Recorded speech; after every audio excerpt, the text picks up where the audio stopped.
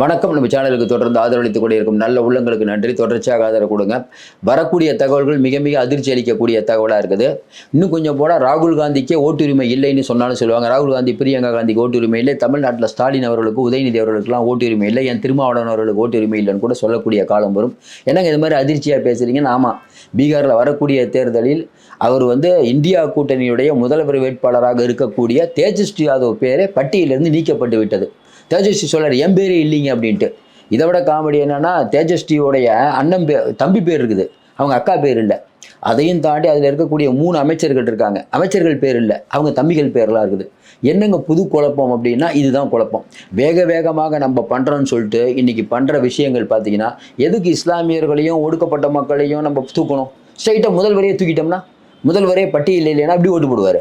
ஓட்டே போடலைன்னா, அதாவது இது என்னென்னா, இது மிகப்பெரிய ஒரு காமெடியை தாண்டி இது இந்திய அரசியலில் ஒரு அதிர்வலைகளை கிளப்பக்கூடிய செய்தி.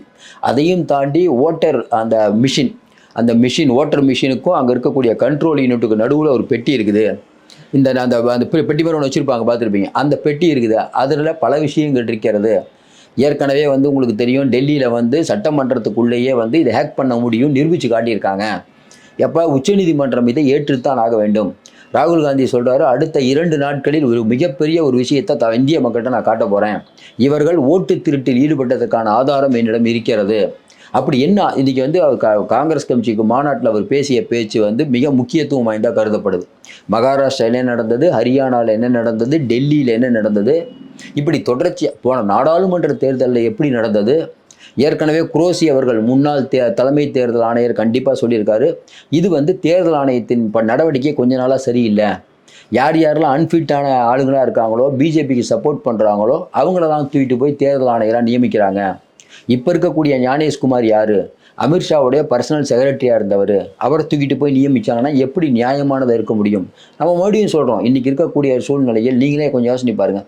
தேஜஸ்வி யாதவ் அவருக்கு ஓட்டுரிமை இல்லைன்னா நீங்கள் எப்படி பார்ப்பீங்க? அதை ஸ்டாலினுக்கு ஓட்டுரிமை இல்லைன்னா நீங்கள் எப்படி பார்ப்பீங்க? ஒருவேளை இப்போ என்ன சொல்லுவாங்கன்னா, தேஜஸ்வி யாதவ் ஒருவேளை இந்திய குடிமகனா? அப்படி கூட ஸ்டாலினை கூட நாளைக்கு கேட்கலாம்ல. ஸ்டாலின் அவர்கள் இந்தியாவினுடைய குடிமகனா? குடியுரிமை சான்று எங்ககிட்ட இல்லைன்னு தேர்தல் ஆணையம் சொன்னால் நம்ம என்னங்க புரிஞ்சுக்கிறது அதை பற்றி? அதாவது நம்ம நார்மலாக இருக்கவங்ககிட்ட சண்டை போடலாம், மனநலை பாதிக்கப்பட்டவன்கிட்ட சண்டை போடக்கூடாதுன்னு தந்தை பெரியார் சொல்லுவார். அதுதான் நமக்கு ஞாபகம் வருது. இப்படிப்பட்ட சூழ்நிலையில் என்னென்ன அடுத்தடுத்து அதிர்ச்சி கிளப்ப போகுது, இப்போ தேஜஸ்வி யாதவுக்கு எப்படி இந்த சம்பவம் நடந்தது, அதை பற்றி தான் பார்க்க போகிறோம். தொடர்ச்சியாக நம்ம சொல்லிகிட்டு இருக்கோம், இன்றைக்கி இந்தியாவில் தேர்தல் ஆணையம் அப்படிங்கிற ஒன்று விவாத பொருளாக இருக்குது. மக்களுடைய பிரச்சனைகள், எவ்வளோ பிரச்சனைகள், அதெல்லாம் விவாத பொருளாக வேண்டிய ஒரு நாட்டில் இந்தியாவில் நம்ம சொல்கிறோம், இந்தியா வளம் மிகுந்த நாடு, இந்தியாவில் இவ்வளோ டெமோக்ரஸி இருக்குது, வேற்றுமையில் ஒற்றுமை காணக்கூடிய இந்தியான்னு.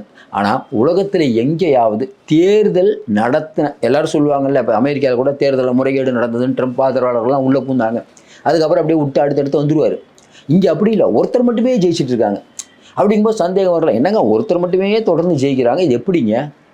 ராகுல் காந்தி சொல்கிற மாதிரி எனக்கு அது குஜராத்தில், மத்திய பிரதேசத்துலலாம் ஒரு சீட்டு கூட இல்லை காங்கிரஸ். அப்படிங்கும்போது இன்னும் சந்தேகத்தை வலுப்படுத்துது.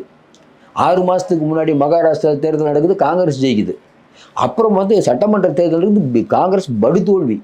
காங்கிரஸ் மட்டும் இல்லை, காங்கிரஸ், உத்தவ் தாக்கரே கட்சி, சிவசேனா, அதுக்கப்புறம் பார்த்தீங்கன்னா நம்ம சரத்பவார் கட்சி, 3 பவர்ஃபுல்லான ஆள். அவங்க இந்த அளவு சார் எந்த கருத்து கணிப்பிலையும் போடல சார்.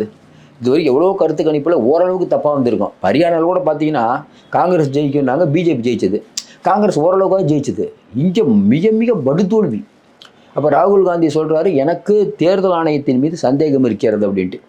இப்போ அடுத்ததாக வரக்கூடிய செய்தி என்ன? இல்லைங்க, அந்த ஓட்டிங் மிஷின் இருக்காங்கல்ல, அதில் சில வேலை பண்ணுறாங்க, ஹேக் பண்ணலாம். ஏன்னா அந்த ஓட்டிங் மிஷினை எல்லாமே இன்றைக்கி எல்லாமே விவாத பொருள் தான். இன்றைக்கி இந்தியா உலகத்திலே எடுத்துக்கோங்க, ஏஐ தொழில்நுட்பம் என்னென்னமோ என்ன வேணால் யாரை வேணால் ஹேக் பண்ணலாம். ஒரு காலத்தில் சொல்லுவாங்கள்ல, வசிய மருந்து வைக்கிறதுன்னு. இப்போ அதெல்லாம் வேணாம். இப்போ சின்ன சிப்பு சாதாரண இத்தினோண்டு இருக்குது. இப்போ ஜப்பானில் வடிவமைக்கப்பட்ட சீனா இத்தினோண்டு இருக்குது.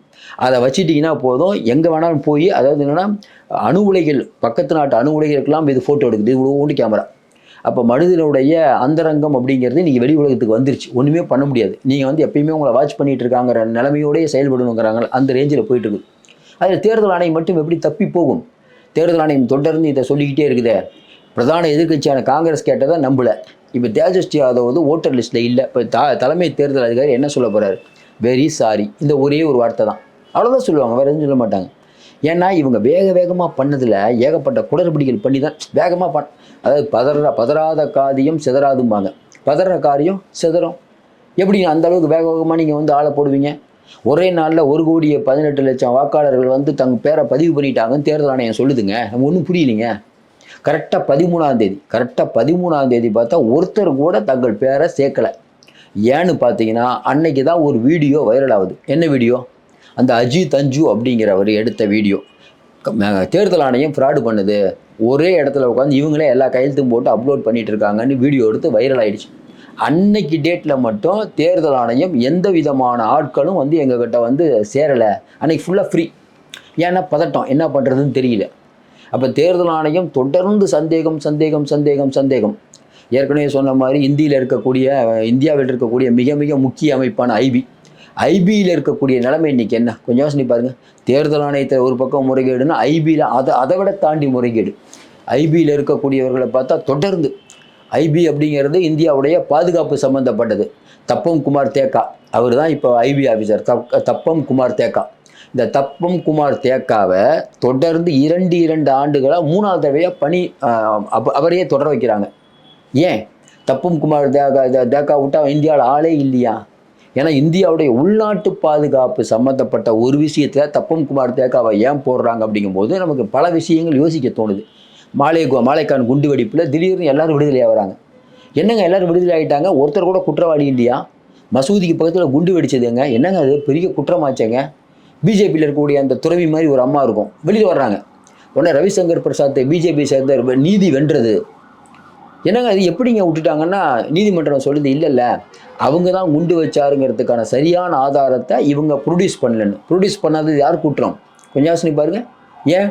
அப்போ நீங்கள் உங்களுடைய மிக மிக முக்கியமான அதிகாரிகளை பல இடத்துல வச்சுருக்கீங்க.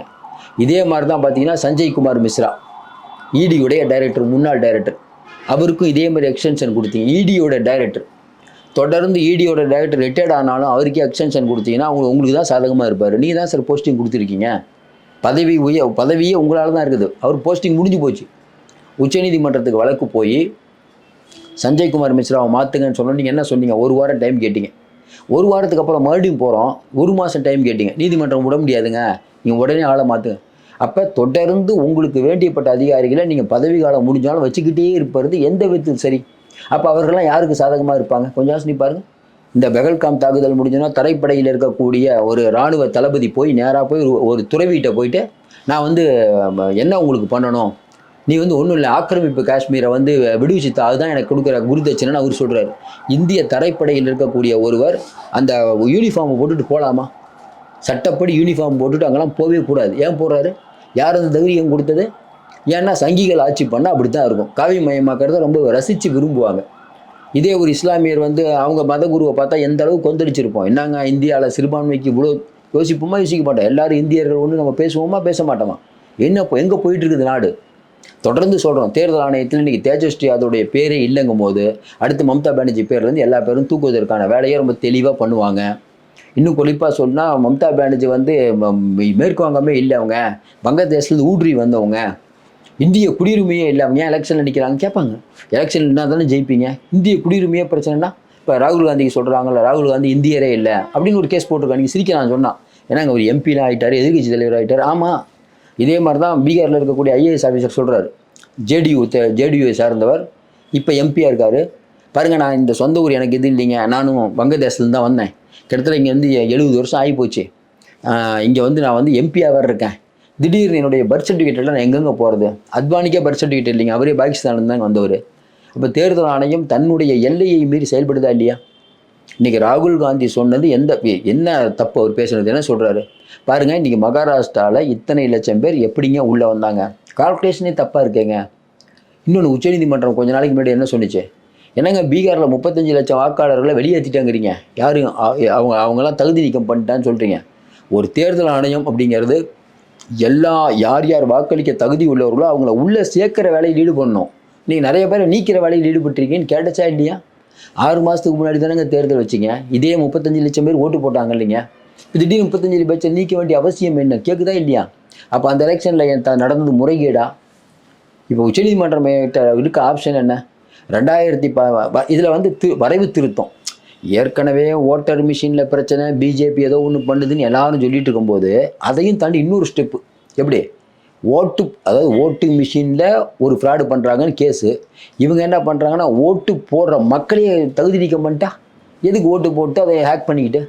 இப்போ அவங்களுக்கு ஒன்று புரிஞ்சு போச்சு, இனிமேல் வந்து ஓட்டு பெட்டியை மாற்றுறது இல்லை இந்த ஹேக் பண்ணுறதுங்கிறது மக்கள்லாம் உஷாராயிட்டாங்க. அப்போ ஒரு ஸ்டெப் மேலே போயிடலாம். இவங்களுக்கு வாக்களிக்கிற தகுதியே இல்லைன்ட்டா, வாக்களிக்கிற தகுதி இருந்தால் தான் சார் இந்த பிரச்சனை. வாக்களிக்கிற தகுதியே இல்லைன்னா அப்போ அடுத்த கட்டத்துக்கு போயிட்டாங்க. எங்கே போய் கொண்டு இருக்கிறது நாடு? ராகுல் காந்தி இதை பற்றி பேசும்போது நிறைய பேர் கோவம் வருது. என்னங்க ஒரு பிரதான எதிர்க்கட்சி தலைவர் குழந்தை மாதிரி பேசிகிட்டு இருக்காருன்னு. அதாவது நீங்கள் தொடர்ந்து ஜெயிச்சுட்டு இருப்பீங்க, நல்லா தெரியுது நீங்கள் தோக்க போகிற ஒரு எலெக்ஷனில் ஜெயிக்கிறீங்க, ஆனால் யாரும் உங்களை கேள்வி கேட்கக்கூடாது. கேட்டால் இல்லைங்க கருத்து கணிப்பெல்லாம் மீறி பிஜேபி ஜெயிக்கும். சரிங்க, இதே மாதிரி ஜெயிக்கிறது. இன்னொரு சின்ன கேள்வி கேட்குறோம். இப்போ கெஜ்ரிவால் மேலே வந்து நீங்கள் கேஸ் போட்டு ஆட்சிக்கு வந்து எல்லாம் பண்ணி கிட்டத்தட்ட ஆயிடுச்சு, ஒரு 6-7 மாதம் ஆயிடுச்சு. இது வரைக்கும் அவர் மேலே ஏன் சார்ஜ் ஷீட் போடல? ஹேமந்த் சோரன் வெளில கேஸ் போட்டிங்களா, அதுக்கப்புறம் நடந்தது என்ன?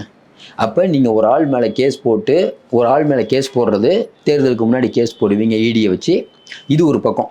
இன்னொரு பக்கம் தேர்தல் ஆணையத்தை வச்சு என்னென்ன வேலைகள் பண்ண முடியுமோ அது ஒரு பக்கம். அதுக்கப்புறம் ஏற்கனவே வந்து பல ஊடகங்கள் சொல்கிற மாதிரி மகாராஷ்டிராவில் ஒரு 30,000 பேரை இவங்க ஹையர் பண்ணி ஒவ்வொரு ஊருக்கும் போய் அந்த வாக்காளர்கள் எக்ஸ்ட்ரா ஓட்டு போடுறது, இந்த மாதிரி வேலையெல்லாம் ஈடுபட்டு இருக்காங்க. அதாவது இந்த வழி அந்த வழியில் எல்லா வழிகளையும் சுற்றி அடிக்கிறது. இப்போ தமிழ்நாட்டில் பண்ணுறாங்கல்ல, புராதான சின்னங்களை வந்து எப்படி மேம்படுத்தணும்னு இப்போ டெல்லி ஆராய்ஞ்சிட்ருக்கான் ஒன்று. இன்னொரு பக்கம் முருகன் மாநாடு நடத்துவாங்க, இன்னொரு பக்கம் காவடி மாநாடு நடத்துவாங்க, இது ஒரு பக்கம். இன்னொரு பக்கம் பார்த்தீங்கன்னா திராவிட இயக்க சிந்தனையில் அதிமுக போகும், இவங்க ஆன்மீக லெவலில் போவாங்க. அதே சமயம் திமுக இருக்கக்கூடிய மினிஸ்டர்கள் மேலே கை வைக்கிறதுக்கு ஈடியும் விடுவாங்க. ஒரே பக்கம் ஈடியும் விடுறது, ஆன்மீகத்தை கொடுக்கறது, திமுக ஆன்மீகத்துக்கு எதிரான ஆட்சி நடக்குதுன்னு அப்படி பண்ணுறது. தொடர்ந்து எல்லா இடத்துலையும் அட்டாக் பண்ணுவாங்க. இன்றைக்கி வந்து தேஜஸ்வி யாரோ பேர் இருக்கிறது தேசிய அளவில் பெரிய செய்தி. அவரே சொல்கிறாரு, என்னங்க என் பேரே இல்லை அப்படிங்கிற போது, ஏற்கனவே உங்களுக்கு தெரியும் நாய்க்கு இருப்பிட சான்றிதழ் கொடுத்து பீகார் ஒரு வரலாற்று சாதனை பண்ணிடுச்சு. அந்த அதிகாரியை நீக்கிறீங்க, இது மாதிரி எத்தனை பேருக்கு முறைகேடாக பண்ணியிருப்பீங்க? ஒரு பானை சோறுக்கு ஒரு சோறு பதம்பாங்களா, அந்த கதை தான். தொடர்ந்து இன்றைக்கி அத்துமீறல் நடந்து கொண்டே இருக்கிறது. ராகுல் காந்தி சொல்கிற மாதிரி இதுக்கு யாரும் முடிவு கட்டுவார்கள் என்று தெரியவில்லை. ஆனால் ஒரு விஷயம் இப்போ உங்களுக்கு என்னென்னா, ராகுல் காந்தி மட்டும் இருக்கக்கூடாது. ராகுல் காந்தி இருந்ததுனால தாங்க பேசிகிட்டு இருக்காரு. அதனால் காங்கிரஸ் இல்லைன்னா பிரச்சனையே இல்லை, இந்தியாவே நம்புடுது. நம்ம தொடர்ந்து சொல்லிகிட்டு இருக்கோம், ராகுல் காந்தியை ஏன் நம்ம தூக்கி பிடிக்கிறோன்னா அவர் ஒருத்தர் இல்லைன்னா இந்த பிஜேபி யார் அடக்கிறது? கொஞ்சம் யோசனை பாருங்கள். நாடாளுமன்றத்தில் அவர் இல்லைன்னு வச்சுக்கோங்களேன், இவங்களுடைய கொட்டம் இன்னும் அதிகமாகிவிடும். காங்கிரஸ் இல்லாமல் செய்ய வேண்டும்ங்கிறது எண்ணம். ஒருவரை இல்லாமல் செய்வதோ இருக்க செய்வதோ அதெல்லாம் இவங்க நினைச்சால் முடியாது. இயற்கைன்னு ஒன்று இருக்குங்க. அப்படி வந்து இயற்கை இவங்களுக்கே வாய்ப்பு கொடுத்து இந்தியாவை சர்வாதிகாரி நாடாக்கி இந்த நாடை ஒரு வழி பண்ணுறதுக்கு அப்படி ஒன்றும் முடியாது. நம்ம உறுதியாக நம்புகிறோம். கண்டிப்பாக இதற்கு ஒரு முடிவு காலம் இருக்கும். தேர்தல் ஆணையத்துக்கு ஒரு முடிவு கட்டப்படும். விரைவில் மீண்டும் சந்திப்போம். நன்றி. நிறைய அண்மை தகவலை கொடுத்துட்ருக்கோம். தொடர்ந்து சப்ஸ்கிரைப் பண்ணி பார்த்து ஊக்கம் கொடுங்க. நன்றி, வணக்கம்.